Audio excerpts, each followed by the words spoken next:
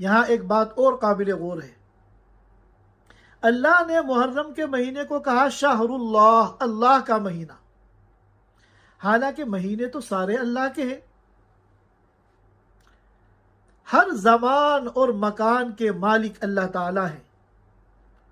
कोई महीना साल का ऐसा नहीं जो अल्लाह का ना हो, और कायनात की कोई जगह और कोई मकाम ऐसा नहीं जो अल्लाह का ना हो। सब कुछ अल्लाह का है। तो फिर यहां मुहर्रम के महीने को शाहरुल्लाह क्यों कहा, अल्लाह का महीना?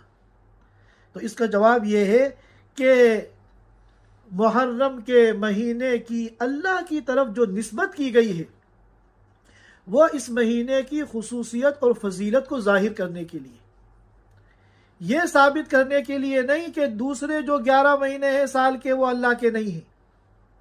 और ये इसी तरह है जिस तरह के किसी के 8-10 बेटे हों और उनमें एक बड़ा हो निहार, मेहनती, बाअखलाक, फर्मा बरदार, बाअदब, अपने माँ बाप का खिदमत गुजार हो, तो उन तमाम अपने बेटों के सामने वो उस अपने बेटे को सीने से लगा के कहता है कि मेरा बेटा तो ये है।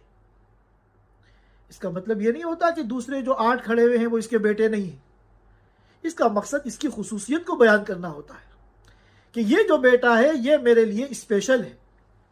तो अल्लाह ताला की तरफ यहाँ मुहर्रम की निस्बत की गई कि अल्लाह का महीना मुहर्रम रमज़ान के बाद सबसे ज़्यादा रोज़ों की फजीलत वाला महीना है।